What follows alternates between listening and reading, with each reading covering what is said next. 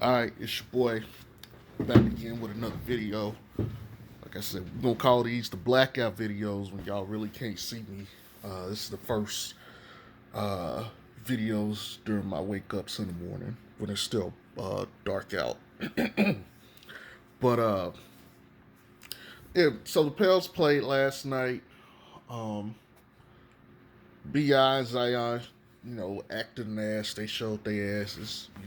They showed market improvement, um, which is all we can really ask for. Steven Adams looked tremendous next to Zion.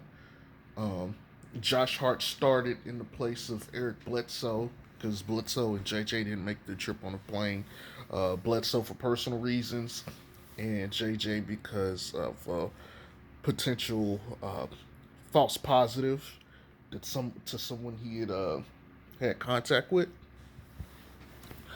and everything. So it was more like a precautionary thing. So the starters last night was Zoe, Josh Hart, Bi, Zion, and Adams. And y'all know I've been caping for Josh Adams to get a shot at that starter role a while ago.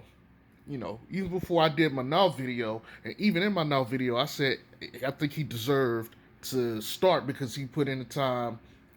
He been there with those guys for a while. I think he earned the right to get that start spot. But tactically, I would have put Nall there. Um. Anyway, with all the people they were missing, Nall needed to kind of come off the bench anyway. So, uh, no tripping there. Anyway, uh, so Lonzo, he showed some a different mentality out there. He was extremely aggressive. He actually took the most shots on the team last night, which is shocking. And quite frankly, I don't want to see that too many more times. I know a lot of people are like, yeah, he needs to take. Me, I don't want to see him taking 15, 16 shots a game. I've been spearheading this. He needs to be around that 13, 14 mark a game. Unless they're getting like so many extra possessions in the game due to pace. Um, I'd actually prefer him to take a few less shots. He had 11 shots by halftime. You know, so yeah, I think he needed to tone that down just a tad bit. We'll see going forward. Um, Obviously, Bledsoe and JJ are going to take some shots from him and some of the others. So we'll see how that turns out. But he was 5 of 15 from the field. He shot 2 of 9 from three. Uh, Three ball wasn't falling. I think that's rust. You know, it looked good, but he definitely was a little out of rhythm and rusty. But that was good for him to at least be able to knock down two threes. Um, the important thing though is he was 3 of 6 from the field. Um, he really didn't take any lays. It was all basically layups. Uh, so that's good. One of his lays got blocked by Bam, and he had 12 points. I believe 6 assists and I want to say 4 rebounds. I may be wrong. Maybe he may have had 6 rebounds. I think, but um, he had one turnover. All in all, he played solid defense. Uh, he attacked the basket. He was way more aggressive out of the pick and roll. I saw personally some of the stuff he had been working on from the layup. He missed the floater. He was a little short uh, on the floater, but all in all, his technique for most of his finishes and stuff was looking extremely good. You could see it. The first three he hit was off the pick and roll, off the dribble. Um, he stopped and just shot it. You know, he really was doing a lot of that last year because he just he was just more of a set jump shooter. But this one was more in control. He had better body control, better balance. Um, the shot looked great. That's gonna be there for him all season. Um, I hope to see him do more of that. I didn't see him take too many mid ranges. I need to see more mid-range jumpers. Granted, they weren't really giving him the mid-range, but I still need to see him take some more of those. And I'd like to see him more in the post, but to be honest, I don't recall seeing him work in the post too much this offseason. So I don't expect to see it a lot, but we'll see. Um, Tall guards in the post is has been a pretty good thing historically, but we've gone away from that, so I don't expect him to actually play too much in the post, but I would like to see him post up some more. But most everybody's going to talk about the overall aggression of Zoe. Like I said, I think, and I was on DJ's live. They did like he did like a 3 hour live or so. I had to jump off early because I had an important phone call I had to take. But we were all basically sitting there talking about the game and all of that other stuff. So uh, I liked what I saw of the Pels. I have to go back and watch some of that later because I wasn't watching the game live. Uh, but I liked what I saw. Um, I saw a little bit of Spain pick and roll with UCLA cuts. Um, I saw some pistol. I saw some floppy out of the offense. I like all of that specifically for getting Zion and Bi involved. Uh, so I liked what I saw from Stan as far as the coaching is concerned. And I've told people Stan won me over because of his IQ, his understanding of the game. Um, that is what matters most to me from his perspective. Some of the things that he talked about, he said in the post game he wanted to try to keep one of Bi or Zion on the court at the same time, at the minimum. He also said he, especially without having JJ and Bledsoe there, two of his like offensive go-to guys. It was more important to have one of them on the court at the same time. And he also said, but the problem is you can't have both of them on the court at the same time when you don't have Bledsoe and JJ. Now, I'm going to say this. That, to me, tells me a lot because Gentry would pull both of their asses and had them both sit at the same time. Now, my thing is, I personally would prefer them to stagger, and I think you're going to get more value out of Bi and Zion if you stagger them anyway. That's just my opinion.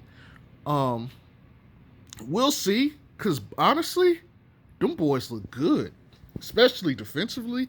The first couple minutes, first quarter, and after that, I think it was just like, hey, we're jittery to be back on the court. But after that, it was like, shit, it's time to clean house. And they just kind of ran them boys off the court. They took off and never looked back. That game was over really by halftime. And they wouldn't lead, but they were only leading by 7 at half. But I believe they were down in the first quarter. So, but after that, it was just cookie season. Bi came in and it was just like, damn, can he miss? That is like they had no answer for Bi. They had no answer for Zion. Granted, Jimmy Butler and Dragic and I forgot who the other guy. They didn't play. It was like 3 of the older guys they were resting. But they was out there playing. They looked good. I gotta give them credit. Stan had the boys ready to compete and ready to play. Now, Nickeil Alexander-Walker. I told you guys that I was buying Nickeil Alexander-Walker stock, and he came out and was cooking. He was getting buckets. And I think Nickeil Alexander-Walker impressed a lot of people last night. Now, with Nickeil, I don't want to look too over into it because he has his streakiness, he has his games. He looked a little bit better, but like Stan said, his decision making still isn't up there yet, which is where the next level of growth is going to come from him. His offensive decision making. But I gotta tell you, man, Nikhil Alexander Walker last night made me look like really smart. Like he was dude was out there looking like his name was buckets. Like he was looking like he literally could not hit a bucket from anywhere on the court. I'm talking threes, layups, uh, freaking floaters. You know, he pretty much was hitting every shot you could think of. And y'all, I think people were seeing his offensive capability, his offensive range, and so it's going to make people put a closer lens on him. Hold on, turn the brightness off. Phone a little bit too bright for my liking. And so I think it's gonna make him look better overall to people. Now, it's completely possible he could show up and be shooting like 2 for 11 in the next game. You know, Lonzo didn't shoot too good. He had 50%. He had 33% shooting overall. That was mainly the threes, but again, you know, the kid was out there shooting extremely effectively. He was making plays. You know, he was showing why I think he would be the best in that starting lineup. But overall, the team, you know, Steven Adams was good. I think people under I think people didn't value Steven Adams' presence. Like just Steven Adams setting some of those hard ass screens or those picks that was getting space for some of those guys. Like freaking Zion came down off the curl and Steven Adams set a pick and he got Zion so much burst because of that. Because he was like, Zion noticed he didn't have anybody on him. He just jumped to the rim and got the layup. And it was like, damn. You know, he set a pick for Lonzo, and Lonzo had so much goddamn space. Like, people don't understand the importance of, like, the little things on the court, and that's why I love Steven Adams. You can see he's a clear upgrade to Derek Favors. But that was some high IQ stuff I was witnessing from him, like knowing when to jump off of his man and clog up the lanes to help out, like, Lonzo, who had got beat off the dribble, or Nikhil Alexander Walker or Josh Hart. There was so many plays he made that let those guys look good, and they went under the radar. You know, it was like just the little textbook things. And I even saw, like, even with Jackson Hayes, the stuff he was doing had rubbed off. I seen Jackson Hayes set a pick so hard for Lonzo that Lonzo got open off the dribble. And I was sitting there like, yo, like, that was sometimes when Hayes would do that last year, but Jackson Hayes, because he put on 10 pounds, he set a pick, and his separation to me was just like amazing. I couldn't believe it. I was like, God damn. You know, if that's what Adams' presence is going to do for Jackson Hayes, I'm all for it. Like, hey, I'm buying all the Steven Adams stock I can get going forward. That team defensively, they looked amazing. They didn't do a whole lot of switching. It was like they was trying to stay glued to their man, which I like. I'm gonna be honest. One of the things I'm tired of seeing in the league is switching on defense. I think that bails out the defense sometimes. Yes, it's great when you have like defenders that can guard multiple positions effectively and they're high IQ. Like the Warriors, especially back when they had KD, but even when they had like Harrison Barnes and such, they would switch everything on defense. Andre Iguodala, you know, their death lineup, they would switch just about everything on defense with the exception of Steph. And even Steph would switch on defense, but they would switch Steph on defense, and I can't remember what it's called, but basically, if Steph got switched in a mismatch, Dre would come up and take Steph's man and put Steph on whoever Dre had. Or Iggy would do it like basically they would find the matchup that Steph would be best at defending and put Steph there, and they would protect Steph. They would hide Steph on defense. But so they didn't want to switch everything with Steph, but there were some games when they could and they would or they would have to. But, you know, I like the fact that the Pels, B.I., Zion, Zoe, Hart, everybody, They didn't try to just give their man to somebody else and let them bail them out. No, they tried to play to their man and deal with their man. That was excellent. I like to see that. The communication on defense was there. You could still see some of the follies in their sets and how they were playing. But overall, I gotta tell you, I was impressed. And you could see Stan's effect on this team already. Now, I think before the season starts, I'm gonna give my final predictions based off of what I've seen in the preseason and everything.